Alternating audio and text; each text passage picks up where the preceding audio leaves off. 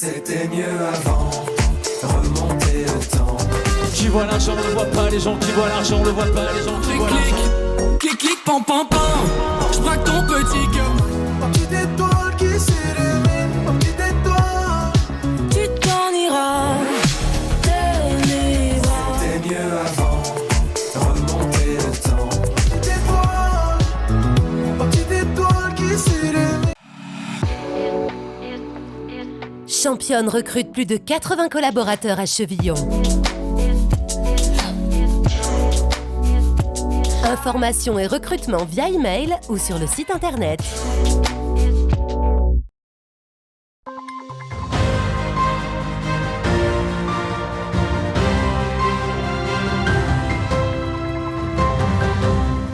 Bonjour à toutes et à tous, vendredi 30 juin, voici les titres de cette édition du 15 Info. Après une première nuit agitée dans le quartier du Verbois, mercredi 28, de nouvelles dégradations sont survenues cette nuit. Des violences qui font écho au décès de Naël, tué par un policier après un refus obtempéré à Nanterre mardi matin. Du 27 au 29 juin, le Magical Industry Tour s'est arrêté à Saint-Dizier, l'occasion de faire découvrir le secteur industriel d'une manière ludique au grand public.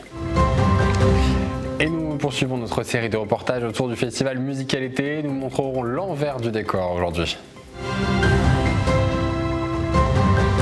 Et voici pour les titres. Après une première nuit agitée dans le quartier du Verbois, mercredi 28, de nouvelles dégradations sont survenues cette nuit. Des violences qui font écho au décès de Naël, tué par un policier après un refus d'obtempérer à Nanterre mardi matin. Un bus scolaire a notamment été incendié, un tabac-presse et un bureau de poste forcé et dégradé. Des habitants du quartier confient leur peur et leur incompréhension au micro de Thiago Kragovic. J'ai juste entendu quelques bruits. Il y a un boom hier soir, et après j'ai vu une de mes potes qui avait filmé sur Snap et que c'était un bus qui avait cramé. J'ai eu peur, donc c'était vers 2h du matin, 2h30 du matin. Moi je suis dégoûtée parce que je devais aller voir Yann, et du coup j'ai un peu peur, du coup je sortirais pas de chez moi parce que je voulais voir le chanteur, mais j'étais un peu dégoûtée parce que si ça arrive là-bas puis qu'il m'arrive quelque chose à moi, j'ai pas peur que mes parents ils pleurent parce qu'il m'arrive une chose. Il faut juste que ça s'arrête et qu'on vive une vie normale comme on vivait avant. J'habite là en face, je voyais tout mon balcon. Et j'ai pas pu dormir jusqu'à 23, on va dire minuit, 1h du matin. Même si le jeune est décédé, c'est pas normal qu'ils font. On n'a pas le droit d'être payé comme ça. Il y a des gens qui dorment le soir et qui travaillent le lendemain. C'est pas normal. Et dans ce contexte, les préfectures de la Haute-Marne, de la Meuse et de la Marne ont pris un arrêté interdisant jusqu'au 3 juillet la vente ou le transport d'artifices sur tous les départements. La préfète de la Haute-Marne, Anne Cornet, condamne fermement ces comportements violents et les dégradations commises ce soir et demande la plus grande prudence pour les jours à venir. Du 27 au 29 juin, le Magical Industry Tour s'est arrêté à Saint-Dizier, l'occasion de faire découvrir le secteur industriel d'une manière ludique au grand public et de faire la promotion des métiers industriels comme soudeur ou encore chaudronnier. Nous emmenons à bord du camion aménagé par l'UIMM Champagne-Ardenne avec Manon de Fontis. Sur le parking d'un supermarché Bragard, un camion pas comme les autres stationne depuis plusieurs jours. À l'intérieur, un bras robotique, un casque de réalité virtuelle ou encore un simulateur de soudure. Autant d'outils permettant de faire découvrir les métiers de l'industrie à ces jeunes de l'AFPA de Saint-Dizier et notamment à Fanny. J'ai appris pas mal de trucs, que déjà qu'on pouvait faire des trucs en réalité virtuelle. De l'usinage à la production, en passant par la maintenance, le Magical Industry Tour est un outil de communication aménagé par l'Union des industries et métiers de la métallurgie, l'UIMM, de Champagne-Ardenne. Depuis maintenant 3 ans, il sillonne les routes champardonnaises afin de redonner une image positive du secteur industriel, actuellement en manque de main-d'œuvre. D'après une enquête du magazine L'Usine Nouvelle, 180 000 postes sont vacants dans le secteur cette année, soit 9% de plus qu'en 2022. Conséquence, 29% des entreprises s'attendent à des difficultés pour plus de la moitié des postes qu'elles cherchent à pourvoir. L'industrie, en plus, dans un bassin Bragard et au Marnais où on a toujours vécu historiquement sur nos industries du coin, c'est évident.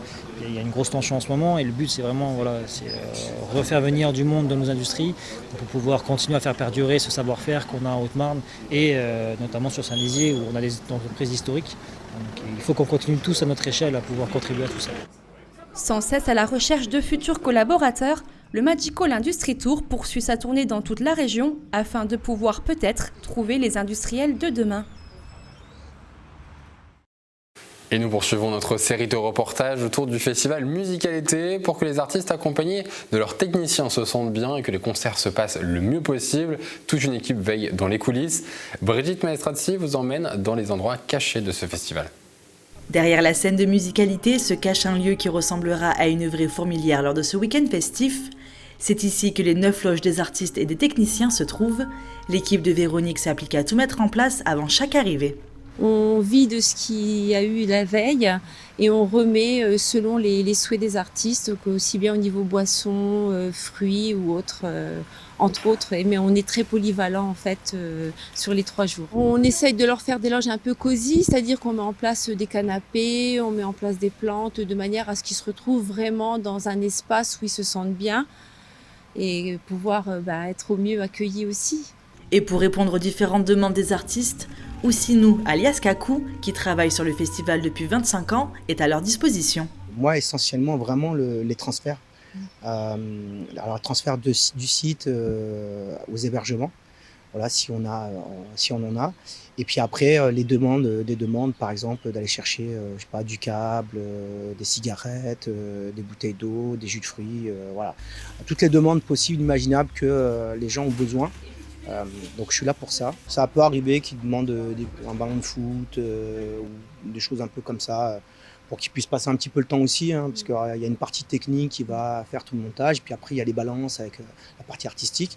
Alors, des fois ils ont des petites demandes comme ça sympathiques, voire même aller pêcher dans la Marne. Ça peut arriver, hein, ce m'est déjà arrivé une paire d'années, mais voilà, on essaie d'être au petit soin pour eux. En plus du village artiste, d'autres endroits interdits au public se trouvent dans le parc du Jard, l'espace VIP dédié aux partenaires à droite de la scène ou encore l'espace restauration de 200 m² derrière la scène. En tout, près d'une centaine de personnes prendront place dans les coulisses. Et ce week-end sera donc chargé avec de nombreux événements organisés sur tout le territoire. Le festival Renaissance à Bar-le-Duc ou le festival bien sûr Musicalité à Saint-Dizier. Pour le moment, ces 2 événements sont maintenus, même si au niveau national, le ministère de l'Intérieur a demandé l'annulation des rassemblements de grande ampleur, à suivre donc demain matin.